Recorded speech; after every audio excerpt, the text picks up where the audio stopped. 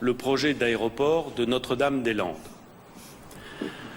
Un tel projet d'aménagement, qui structure un territoire pour un siècle, ne peut se faire dans un contexte d'opposition exacerbée entre deux parties presque égales de la population.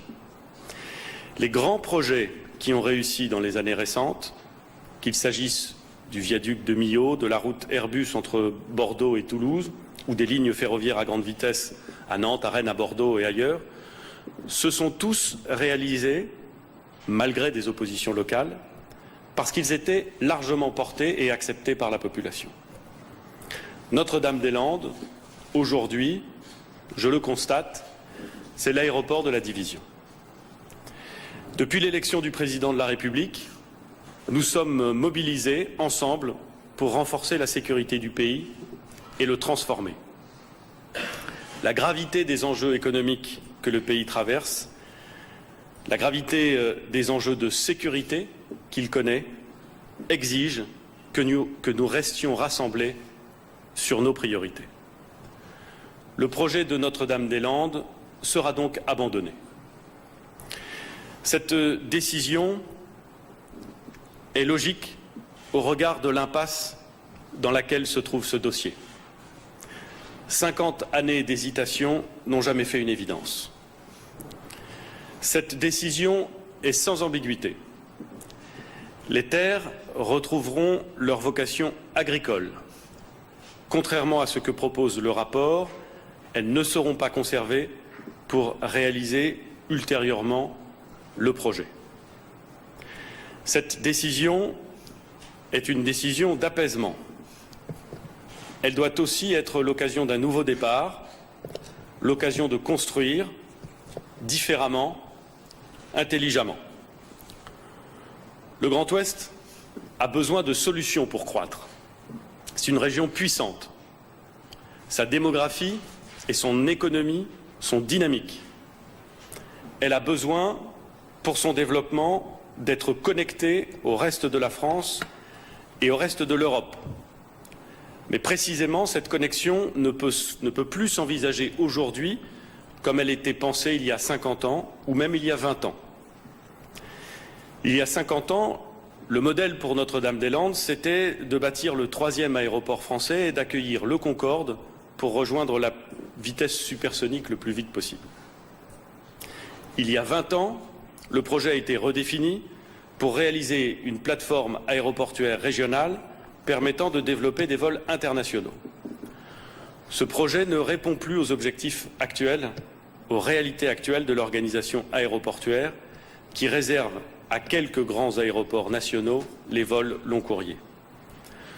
Ce dont le Grand Ouest a besoin, ce à quoi le gouvernement s'engage, c'est de garantir que Brest, que Nantes, que Rennes disposent de liaisons faciles avec les autres métropoles européennes et de mettre en place des liaisons rapides avec les hubs long courriers internationaux.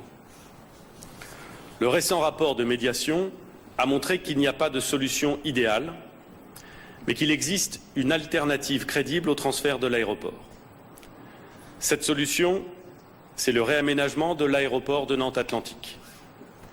Les études ont aussi montré qu'il était possible de prendre des mesures limitant la hausse des nuisances sonores pour la population. Dans un premier temps, l'aérogare de Nantes-Atlantique sera modernisé et les abords de piste seront aménagés pour permettre à l'aéroport d'accueillir plus de passagers. Ces premières mesures peuvent être réalisées sur l'emprise actuelle de l'aéroport, donc dans des délais rapides. En parallèle, la procédure pour l'allongement de la piste sera engagée. Elle permettra de réduire les nuisances sonores à Nantes. Nous ferons tout pour réduire ces nuisances pour le village de Saint-Aignan de Grandlieu. Et si, techniquement, cela n'était pas possible, elle ferait l'objet de compensations exemplaires.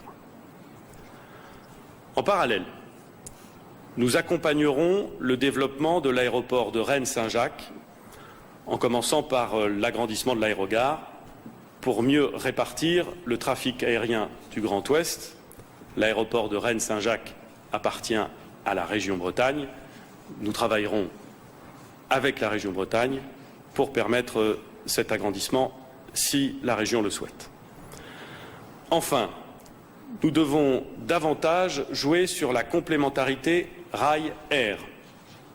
Depuis que le projet Notre-Dame-des-Landes a été lancé, le Grand Ouest a bénéficié d'infrastructures ferroviaires performantes, mettant les deux capitales régionales à moins de 2 heures du centre de Paris. Pour les longs courriers, l'enjeu pour les Rennais ou les Nantais, et donc pour les habitants du Grand Ouest, c'est de rallier directement les grands aéroports parisiens. Ces liaisons directes existent, mais elles sont insuffisantes. Elles seront donc fluidifiées et multipliées pour accompagner la hausse des trafics.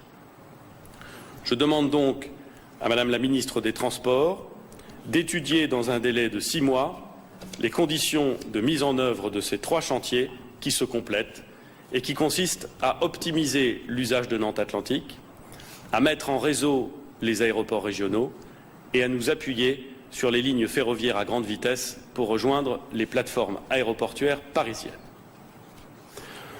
Au-delà de leur division sur ce projet, tous les interlocuteurs que j'ai rencontrés m'ont fait valoir la nécessité de rétablir rapidement l'état de droit sur la zone.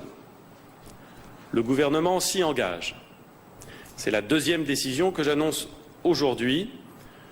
Nous mettrons fin à la zone de non-droit qui prospère depuis près de 10 ans sur cette zone. Ainsi, dès aujourd'hui, la demande de prorogation de la déclaration d'utilité publique que nous avions déposée au Conseil d'État fin décembre pour nous laisser toutes les options ouvertes sera retirée. La déclaration d'utilité publique actuelle deviendra donc caduque le 8 février prochain. Les 3 routes qui traversent le site de Notre-Dame-des-Landes doivent maintenant être rendues à la libre circulation pour tous. Les squats qui débordent sur la route devront être évacués, les obstacles retirés, la circulation rétablie. À défaut, les forces de l'ordre procéderont aux opérations nécessaires. Conformément à la loi, les agriculteurs expropriés pourront retrouver leurs terres s'ils le souhaitent. Les occupants illégaux de ces terres devront partir d'eux-mêmes d'ici le printemps prochain ou en seront expulsés. Ailleurs, de nouveaux projets agricoles pourront être accueillis à partir de fin avril dans un cadre légal. L'État engagera une cession progressive du foncier de Notre-Dame-des-Landes. Dès maintenant, les forces de l'ordre sont mobilisées pour que ce processus se déroule dans le respect de la loi et que les squatteurs libèrent progressivement des terres qui ne leur appartiennent pas. Pour le futur, il faudra aussi tirer les leçons de l'échec de Notre-Dame-des-Landes en termes de débat public, de procédure, de présentation et de discussion des alternatives. Je voudrais enfin m'adresser à tous ceux, et ils sont nombreux, qui n'avaient pas nécessairement une opinion très arrêtée sur ce projet, mais qui pensent que l'État doit pouvoir décider et agir. Cette décision que nous prenons aujourd'hui est une décision de raison et d'apaisement dans un contexte local tendu. Une décision exceptionnelle pour une situation locale exceptionnelle. Je veux dire que nous continuerons à aménager le pays dans le souci d'une meilleure attractivité, d'une meilleure qualité de vie, d'un plus grand respect de l'environnement.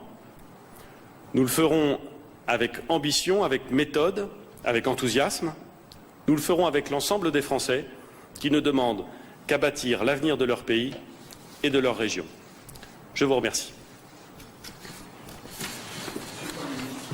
Je vous remercie.